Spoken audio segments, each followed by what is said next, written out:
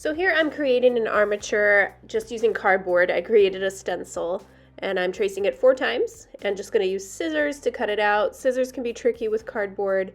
Just go slow and you should be able to handle it. So get rid of your scraps, and now I'm going to start building the form of my sculpture, and I'm using tape. And I want to connect all these shapes together that I just cut out. So I'm just using little pieces of tape and kind of making them into little L brackets and connecting each piece together. They're lining up on the edges there. And you can already see the form developing just by me doing that. And yeah, I just close them shut, so I need tape on those edges.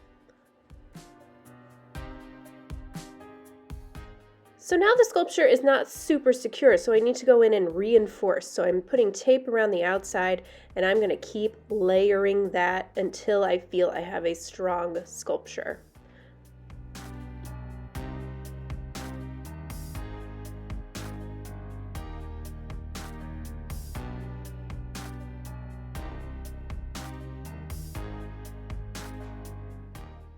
Once you feel your sculpture is secure, you can move on to adding more components to the form itself.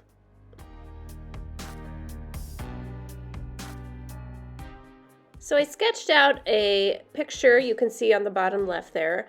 I'm creating an elephant, and I'm using that sketch to help guide me in how I need to build up my form. So I know I need some eye shapes to kind of be on the outside of the basic structure there. So I rolled a piece of paper into a ball and I taped it onto the cardboard form.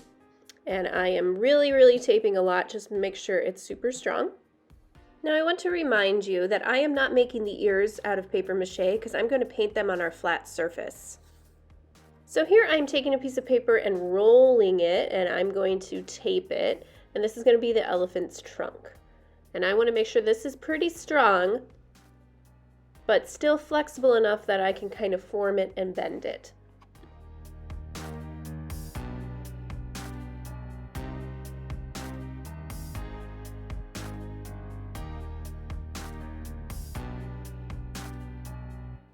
And I am attaching it just using some tape and just making sure it's super strong. I'm taping it on the top and underneath to reinforce it.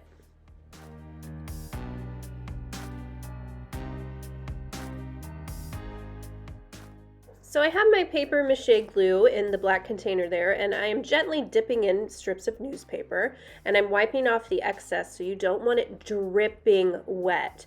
You just want it to be able to soften up and be able to bend. And I'm draping it all over the form itself, everywhere that I can. I'm doing multiple layers, so I'd say do at least 2 layers, preferably 3, just to make sure it's nice and strong. So I forgot to make the elephant tusks, so I made those out of foil. I twisted them up and bent them a little bit, wrapped them in tape, and now I'm just paper macheing on top of that. You want to paint a base coat. I painted mine white, and now I'm putting black on top of it because I'm making some color choices now. The white is just to help cover up some of that newspaper print. So you want to decorate the panel behind your sculpture. So I'm just using decorative paper. You could paint this, add designs, add a frame, whatever you want.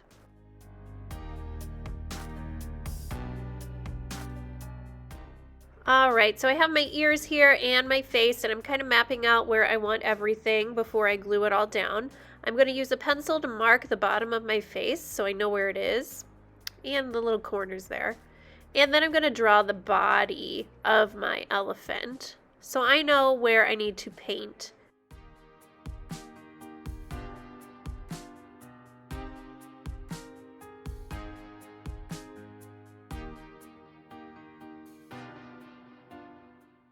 And I simply get my paints and I paint it on in. Alright, now I'm taking some tacky glue. I'm putting a frame around the armature of my sculpture. And I'm going to lay it there. You do want it to sit for a little bit for it to become sticky. Same with the ears. I'm gluing those on. And now I'm going to add some final designs. So I am including some metallic paint. I have painted gold around my piece. Now I'm just adding some nice pretty polka dots.